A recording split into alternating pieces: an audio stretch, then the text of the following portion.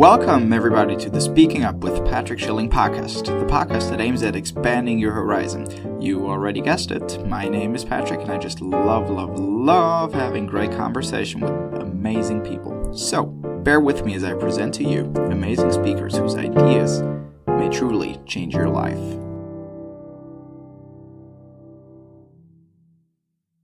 All right, welcome everybody to today's episode. I am here today with Lewis Sheats, my former professor in entrepreneurship at NC State. Lewis, thank you so much for coming on. Thank you for having me, Patrick. I'm looking forward to it. This is going to be fun. Yeah, it's going to be so much fun. It hasn't been too long since I was still sitting in your class listening to the wisdom that you spread. So for now, I'm a bit in like this internal struggle. Can I say Lewis? Is it still Professor Sheats? Like how are we going to do this? I'll let you call me anything you want, but Lewis is definitely fine.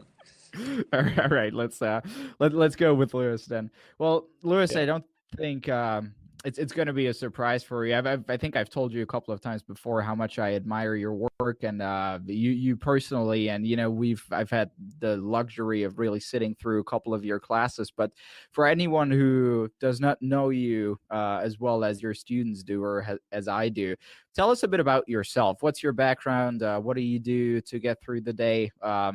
Just introduce us to who Lewis Sheats is. Yeah, sure. I'll do it briefly because we are limited on time. But I think I would describe myself. I live two parallel lives. One, I'm an entrepreneur that have started a few companies, some successful and some not so much, but learned from all of them. And in that experience, I've launched companies that personally bootstrapped or a little bit of family money to build. And I've also done fully funded venture capital and angel investor funded companies. I've also been across the board from tech focus to lifestyle, service based. So that parallel life, I think, has helped on my other side, on the educator side, inside the classroom, to make sure that what we are teaching is practical.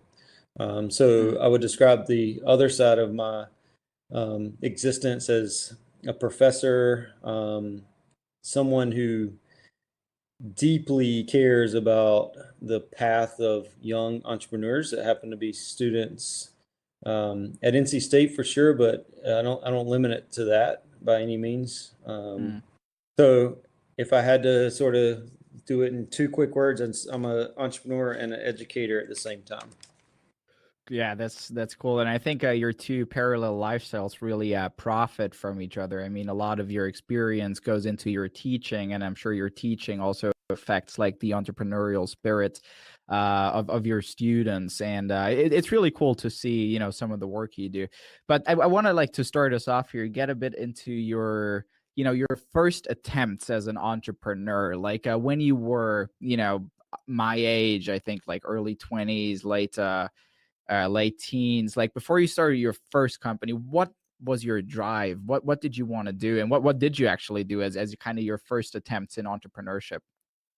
Yeah. So my first company, like first real company, not the lawn care company as a teenager or little side hustles as a 16-year-old, but my first real company was, I was still in school. I went to NC State undergrad, and I really didn't know what to do, but I thought there was a need for a courier business. At the time, I was working at a local hospital here in Raleigh, North Carolina, and worked for a great lady. She just retired from Rex Hospital last year, but she was way ahead of the game in terms of how to change the operations of the operating room that I was working in on the supply side.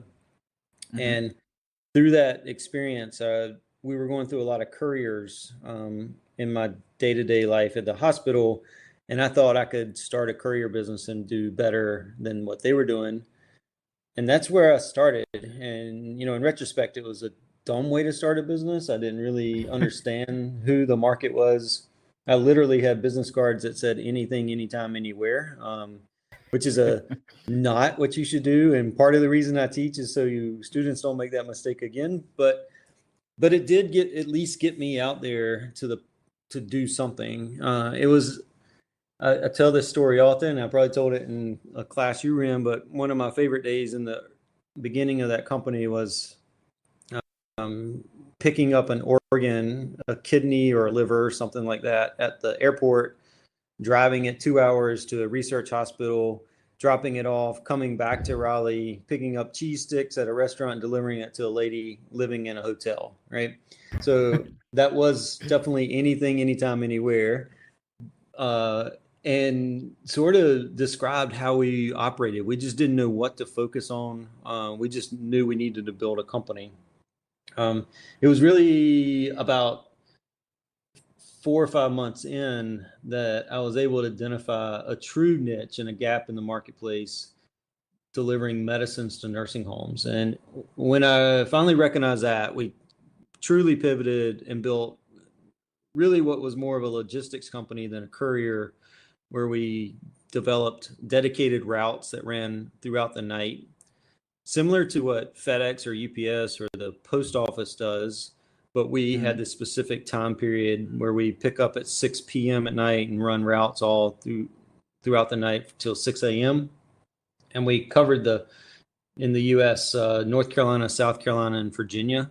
And just started building those routes and made it to the point where we had some true competitive advantages, where we got to economies of scale very quickly, where one person was paying us for the route, and then we added a second person to pay for the same route, and then the third company to pay for the same route. And eventually we could charge less than anybody else could, but still make a very hefty profit on it. That was the first company. And about 5 years into that company, I realized I'd created a nice company in terms of revenue and cash flow, but I'd also created a terrible job for myself that I did not like to do. And I didn't understand it at the time. I was actually disappointed in myself. I thought I'd worked really hard to build this, and why wasn't I happy with it? And questioned my own sort of thought process. And so I ended up taking a year off from that company. I hired my replacement and took a year off just to sort of think about what I really wanted to do. I feel like I'm still young now, but I was definitely young then.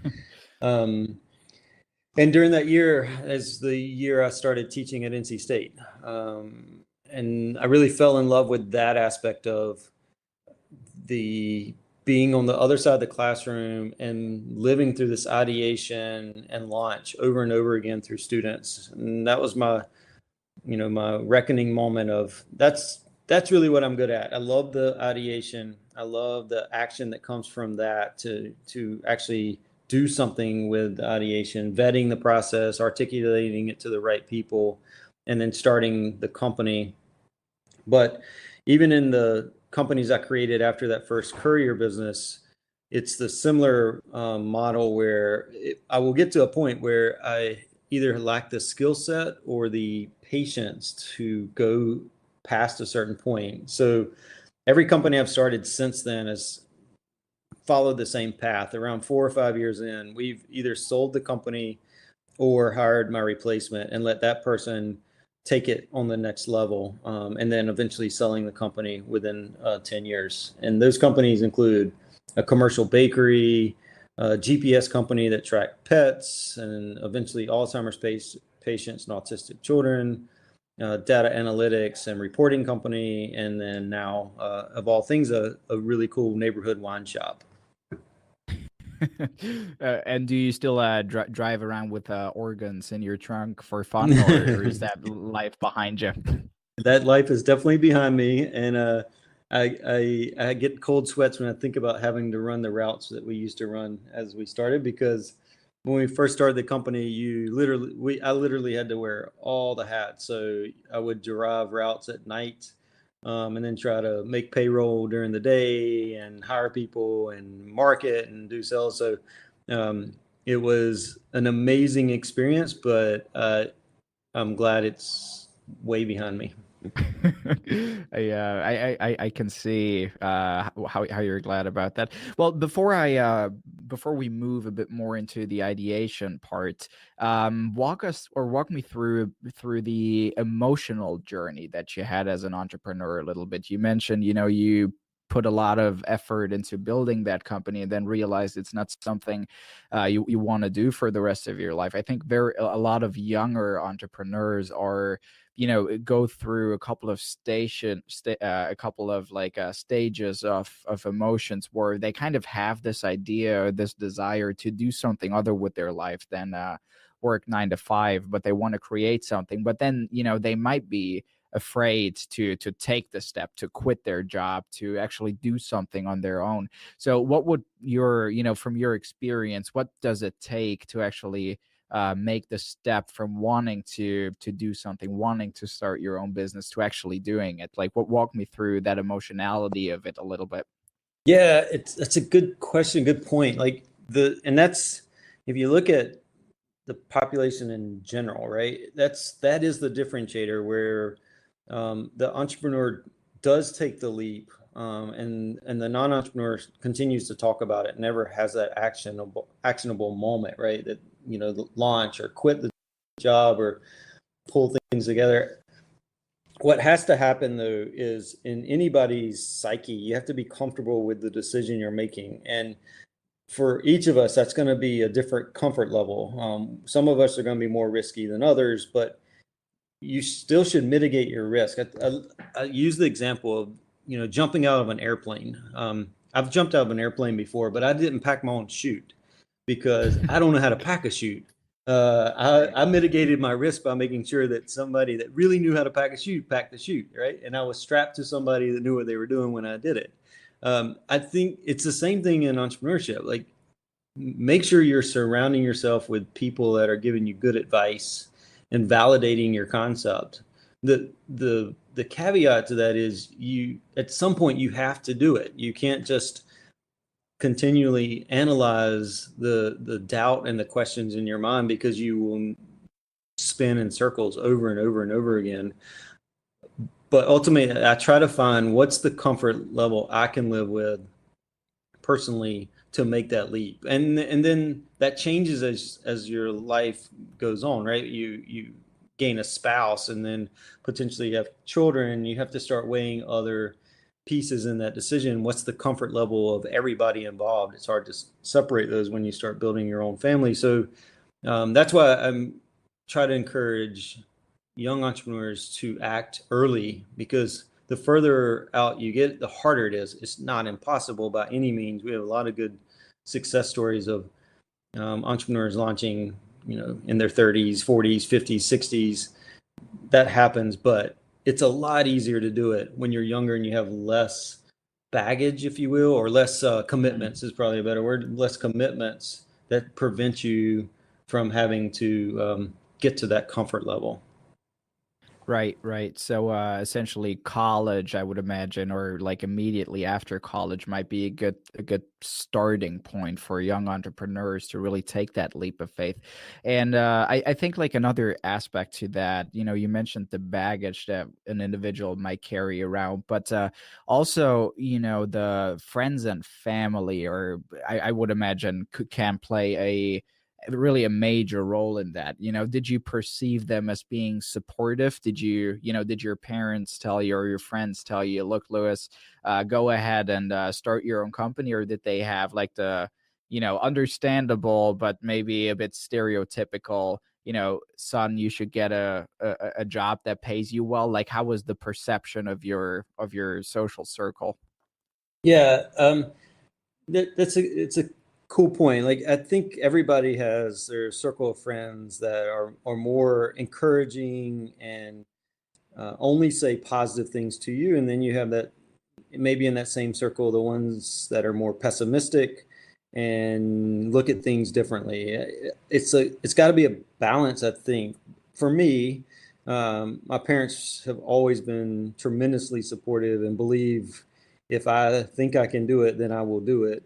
But if I look at some of maybe my aunts or cousins, maybe they didn't necessarily believe that it was such a good deal because I think they look at opportunities differently, right? So uh, it's a balance. You have to figure out. I try to tell young entrepreneurs all the time, you're going to get advice from so many different directions. Part of uh, part of being successful is being able to analyze all the advice and figure out what's useful, valuable, and true. And if you can do that, you'll find that middle point that will be helpful for you in making the decision. You can't believe on either end of the extremes. The negatives of people saying you can't do it, it won't work, are just as bad as on the other extreme, people saying, oh, you will be wildly successful, you can do anything you put your mind to. Like, you have to find what's the truth, what's in the middle between those two extremes. That's where you need to end up when you're taking that input or advice or feedback from friends and family. Right, right. Very good piece of advice there. And for you, being such a successful entrepreneur, it seemed to work, more than perfectly. You're at a point in your life now where you've founded several companies, and you mentioned earlier that the part that you're really good at, that you excel in, and that's also the most fun for you, is kind of that ideation part, like the part where most people would associate with the creativity and the pure creation of an idea that has never been there before. So walk me through that a little bit. Like, how does it work? What can people do to come up with amazing ideas? What does creativity look like in an entrepreneurial context? Yeah. So from the textbook answer, it's really about looking at. I can sort of put them in three different buckets of where ideas germinate and how we can recognize them. One is solving a problem, right? So maybe it's a problem you're experiencing. Most oftentimes, it's better to be looking outward and see what other people are experiencing. What problems are they facing, and why is this current solution not good enough, or why is there not a solution?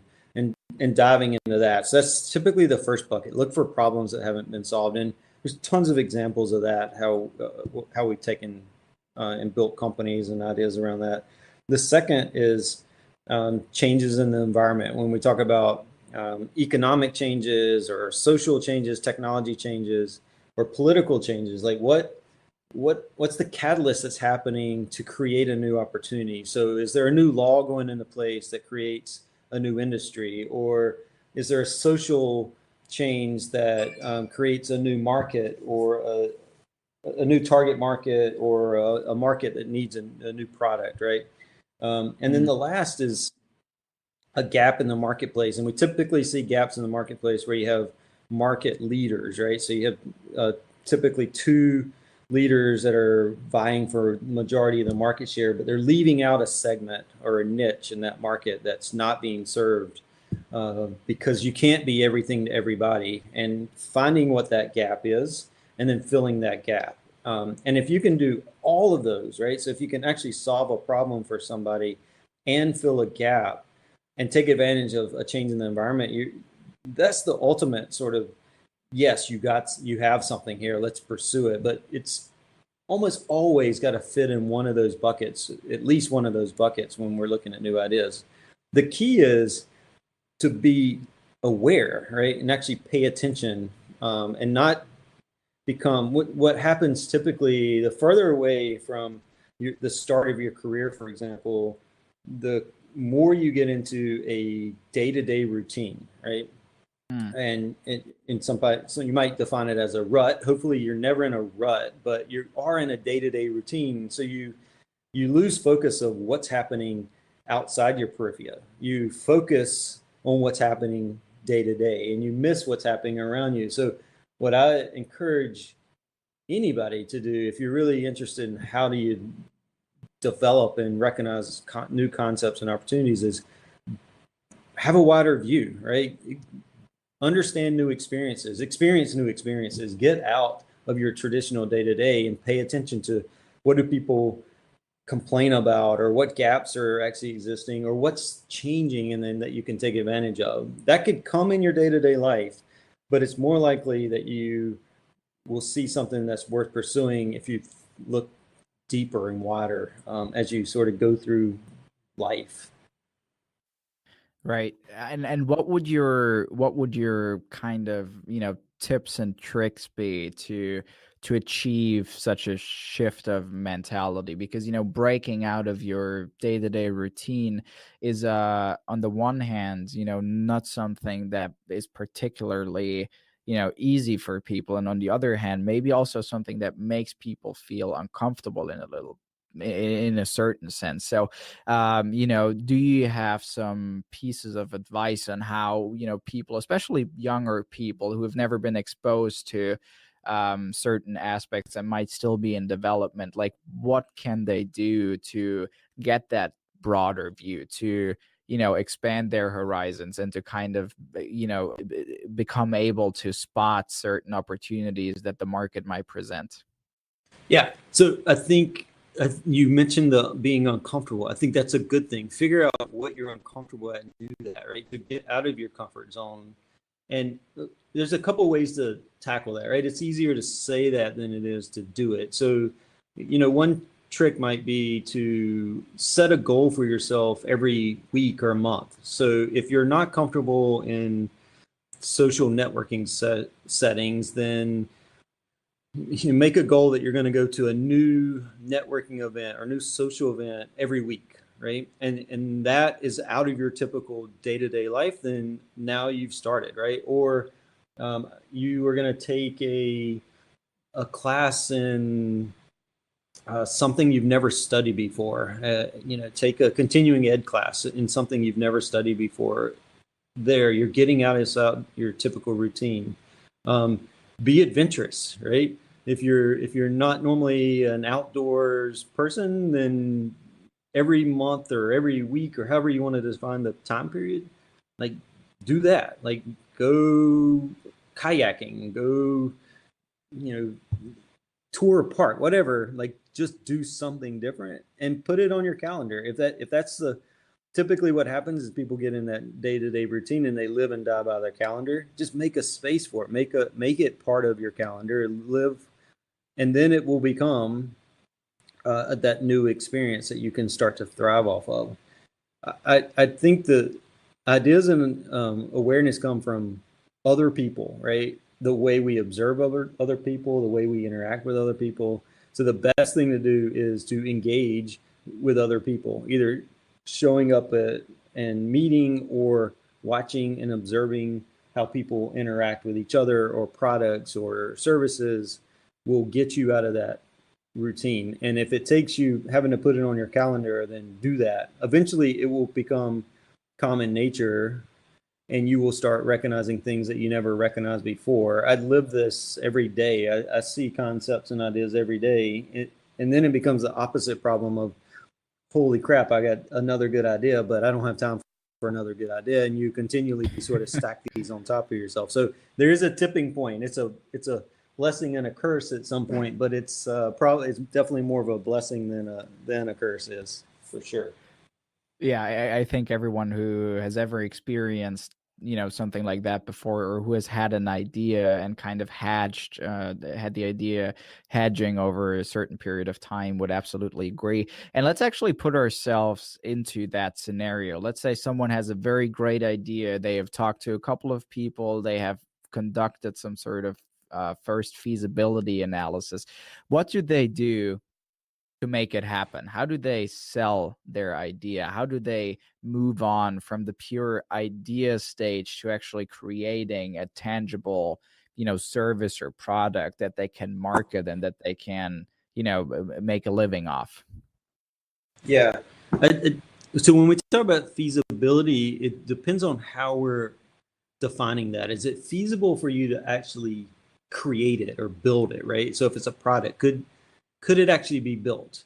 Or is it a service that could actually be done, right? Is it that's one question of feasibility. I think the second piece, which often people skip, is is it feasible from a company standpoint? Will people buy it? Will people give their money over to you to purchase what the value that you're creating? Do they see the same value that you think you are creating? And if those don't match, it's not a company. There's nothing there yet. So what I encourage entrepreneurs to do is, yeah, make sure you can build it, but just on a high level. That's not as important as, will people buy into the idea of this is something that's needed, and will people change their habits? And the only way to do that is to get in front of customers, and as many as you possibly can, on an ongoing basis, and use that information to iterate throughout the process. It's rare, if ever, that you actually build your original idea. Your original idea only typically has one data point, you, right? And maybe that data point is formed over observation and research, but it's typically just you in the original idea phase. It's when you get that other input from who you think your potential customers are, that iteration happens, and you end up coming to a solution to solve that problem or fill that gap. That's when you have something to do, to build, right? So I can't stress it enough. It's getting out and talking to customers and getting the validation that they would use it. And then there's phases of that, right? So if we talk to customers, potential customers, and we tell them what we're building and ask them if they'll use it, it's easy for them to say yes, even if they don't mean it, right? There's no investment. There's no skin in the game for them. But it's still valuable to you, right? Because you can still gather, if you get your sample size large enough, you can still figure out if the majority of people are being honest with you. It's the second phase where you get some type of commitment. So it doesn't have to be money yet, but it's, a pre-order, right? Or a letter of intent. Looking for that piece of information from them to show that it's not just words, right? Even a pre-order or letter of intent, it doesn't necessarily convert one-to-one to cash, but you made them take one more step. And then typically the last step is, can you actually get them to hand over money, right? So if it's a pre-order that's prepaid, now all of a sudden you've got something real, right? Now you've validated if I build this, I've proven that people will pay for it. Now you need to validate that there's enough people to pay for it. So you got to get out in front of customers. You got to get out and show them what you're thinking of building. And you can do that in lots of different ways. You don't have to build the perfect product to get in front of a customer to get feedback. Just be good enough. Build something good enough to put in their hands and see how they interact with it, and then continue to build. You're never going to not be building. So you need to know what to build, and you can't get that information without the customer involved. So the degree of iteration is really, from what I'm hearing here, something that is going to be decisive on whether or not your product or service will be successful, or whether or not your customers will actually adopt it. And stressing, or the point that you stress, that it's not so much if you think the idea is great, but if others think the idea is great, I think is something to really stress here again. And let's say you actually, you went out of your comfort zone. You had an amazing idea. You validated it with 400 clients, or even even 200 or whatever, and you're ready to prove that what you're doing is something that the market needs.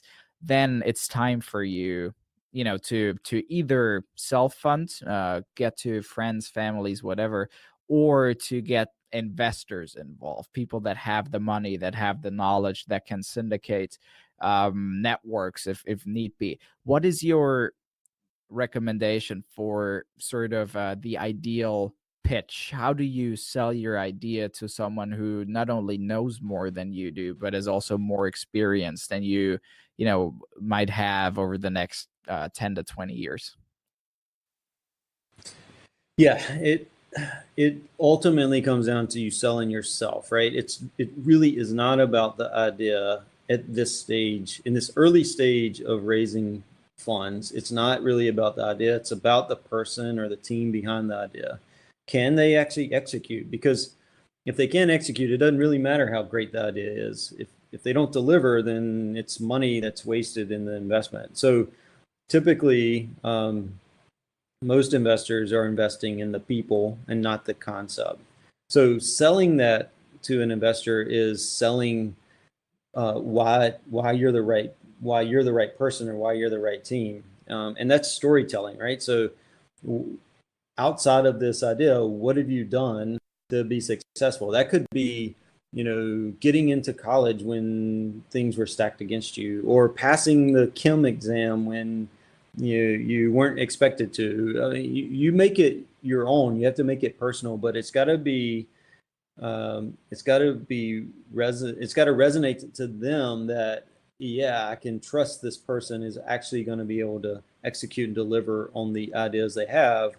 And then probably even more importantly, that they're coachable and they're willing to learn from the mistakes as they go along. You're not going to be perfect. The journey is not going to be perfect. And if you are coachable, you can get people to believe in you that you can pull this off. That's really how you have to go out and raise this early funding. And that's why, our typical first round would be friends and family. And that's exactly the process that goes through them.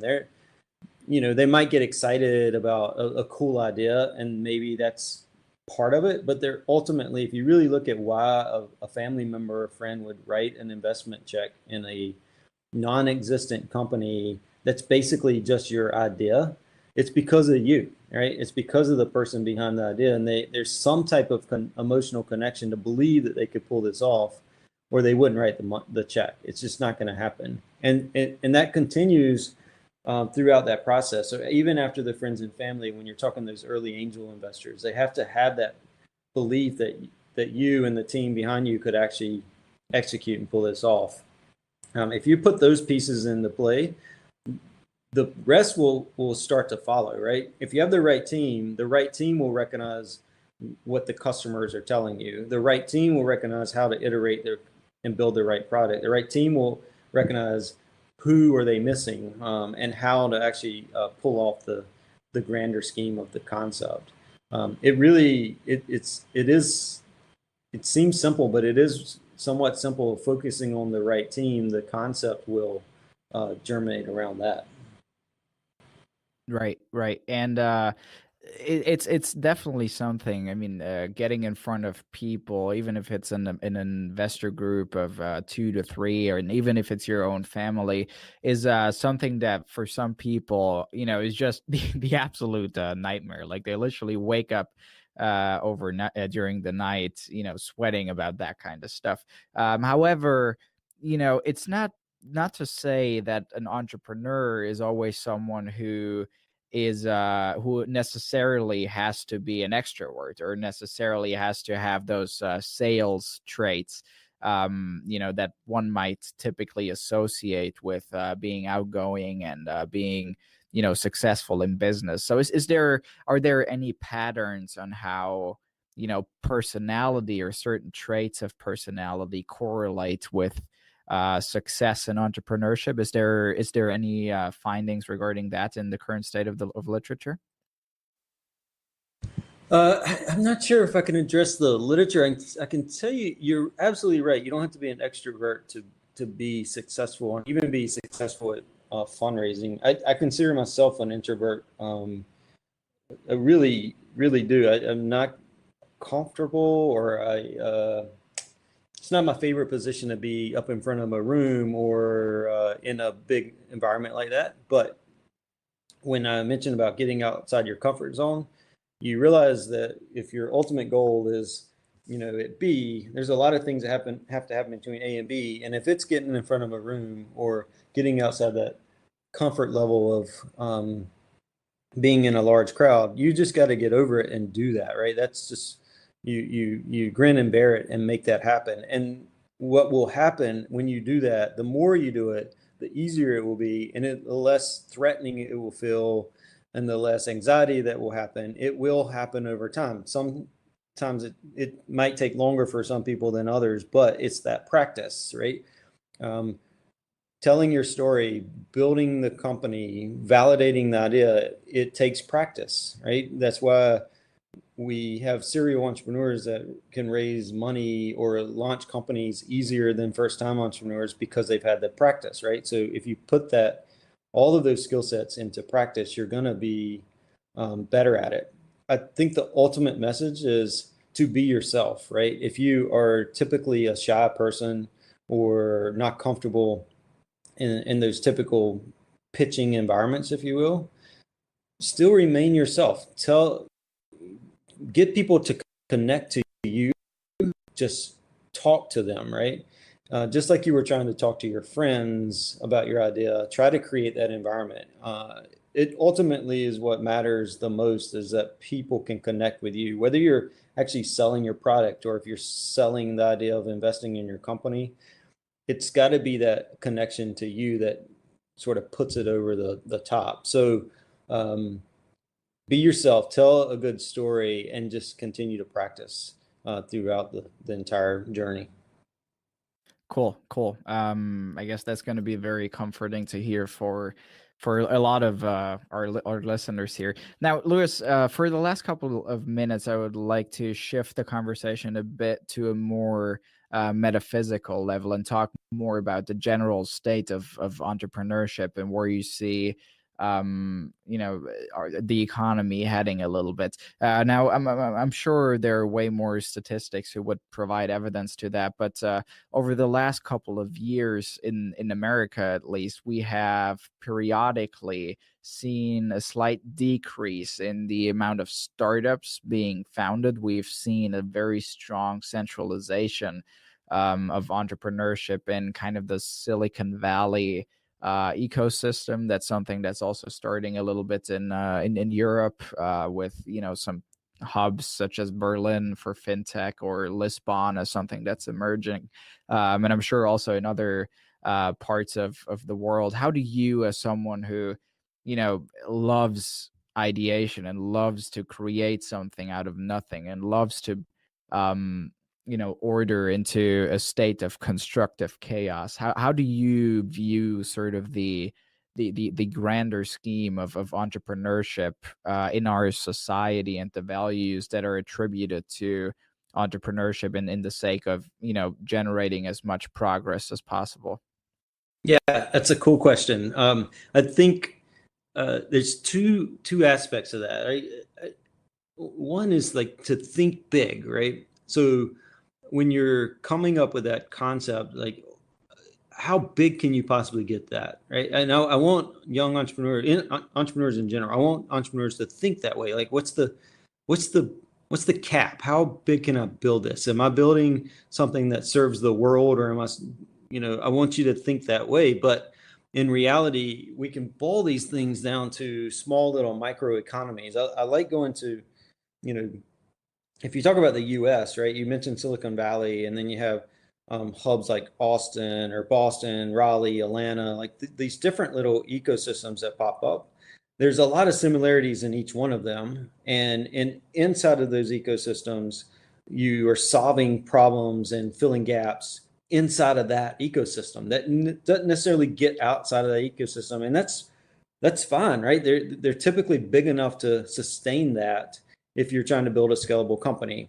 To build a truly game changer, you've got to break out of that ecosystem. So it's really dependent on, like, where do you want to fit, right? Are you just going to solve the problems in your current ecosystem, or are you going to be even bigger than that and solve problems across ecosystems? I think one cool thing that's happening across, not as I haven't traveled the world as quite as much as you, Patrick, but in the past year, I've gotten some pretty cool experiences outside of the U.S. and see similar problems and opportunities and how they are connected.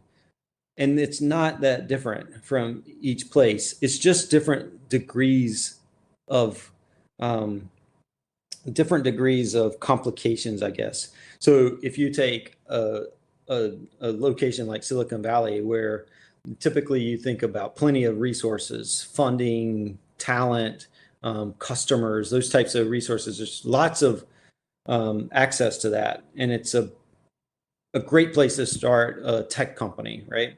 And then you go to Raleigh, which is a similar type environment, but maybe not as much money, maybe not as much talent, maybe not as many customers, but it's a really good spot to launch your own company. And you continue to go down that path to maybe it's a small town, rural North Carolina or rural USA.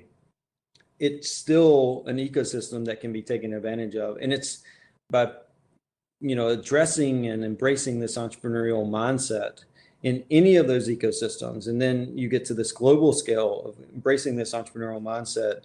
And the more people that sort of start thinking this way and start acting this way, it is the thinking part and the action that has to happen together. Then all of a sudden things start to connect, right? So then you have these ecosystems and these economies that start to inter exchange ideas, exchange currencies, exchange talent. Like that's really what I see happening in the future, where we're gonna still have these micro ecosystems that are happening, but they will start connecting across those ecosystems, which will make even stronger innovation happen, stronger entrepreneurial companies form because of that, because of the resources that will sort of collaborate and come together, and because of the opportunities that sort of form across the different chains. So the grander thing I sort of see and look forward to in the future.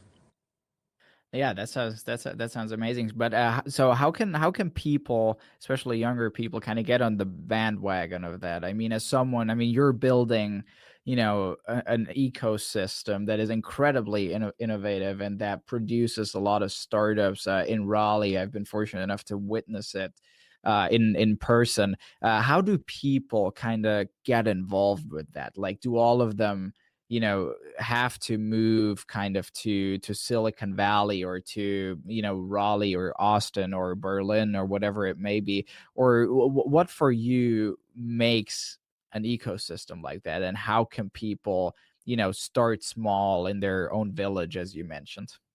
Yeah. So yeah, that's exactly how you start small happening, right? It's are there cliques or clubs or events that are happening that you can become a part of, right? And then use that to, like, there's an ecosystem with or without you, and get inside of the ecosystem. If the ecosystem has already started to form, then get inside of that ecosystem. If there's not, then start it, right? That's the beauty of this. You can be the catalyst, you can be the leader. If you're living in a smaller area that doesn't have the pieces yet, then start that, right? Maybe it's a meetup group, um, or you are bringing in a college professor or a community college, some type of expert to help sort of lift the education level of the people that you can buy into the idea of, let's create this entrepreneurial ecosystem for ourselves, right? So it doesn't have to be in some of the places we named. It can be in where you define that. And that can be anywhere in the world. I have a colleague that does a lot of research in South Africa on bricolage about making the most out of their resources, right? So, I mean, that's just in the villages that he studies compared to, a Silicon Valley. I don't think you can get any farther away on the spectrum. But if you took either one of those and looked at them individually, there is that ecosystem of entrepreneurship that starts to form, and then either recruit other people into understanding what that means to continue to build it, or eventually you have people being, pushing into it, right? So there's the market's being pulled versus pushing to the market. It's the same thing about building that ecosystem. It's ultimately up to that individual. Like, are you going to be part of it? Are you going to create it? Are you going to just sit back and let somebody else do it? So depending on where the level of growth is in your own community is you're gonna have to answer that question. Right, right. And well, I mean, looking at the time, I kind of want to utilize these last 2 to 3 minutes that we're having to give you, the opportunity for a call to action. If there's anything you've ever wanted to tell younger people or people in general who listen to this podcast, what would it be? What would your ultimate piece of advice be?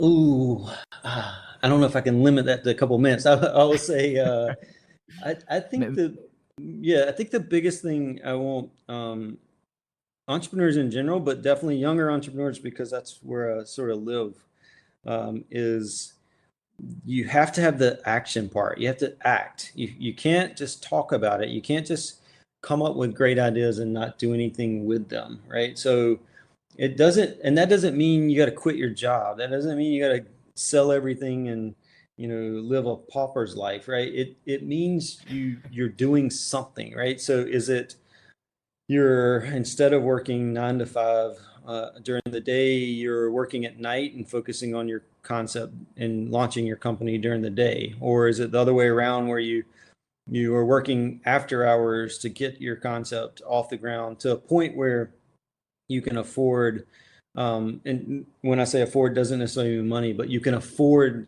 to take that true leap of this, I'm all in, right? So wherever you are on that spectrum, you have to act. And if you can take anything away from it, is it's the action part that really makes you the entrepreneur. If you don't have the action part, you're just a dreamer, and that's cool, but that's not going to actually create value, and you're not going to be able to have that value creation or that new venture that comes out of that if you're just coming up with dreams and talking about those dreams. I think that's the biggest thing I can say is, like, do it. Don't just talk about it. Well, I was very curious there for a second if it would have involved sort of buckling up organs that you drive around in your car, but Yeah. but arguably this one was way better. Well, Lewis, as always, I guess just as the conversation becomes most interesting, we're at the top of the time that we had allocated for this.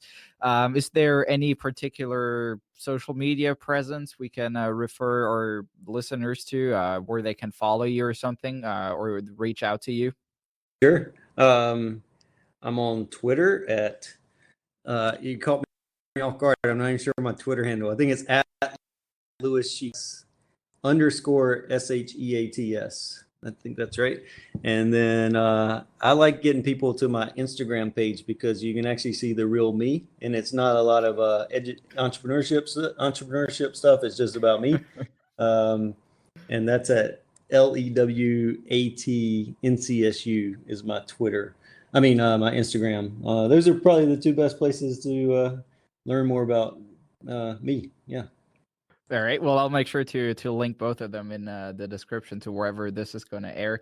And I have to say, whenever I look at your Instagram, I'm a bit jealous of the great wine you drink and the great places you travel. So encourage everyone to check Lewis out. All right. Well, Lewis, thank you so much for coming on. It's been really an honor to have you on. I know you're super busy with the 1,000 projects you're doing. So thanks so much for taking the time for this. Absolutely. It's been my pleasure, Patrick, and I look forward to maybe doing it again in the future, and listening to your other guests is going to be fun. Hey, open invitation. Come back anytime.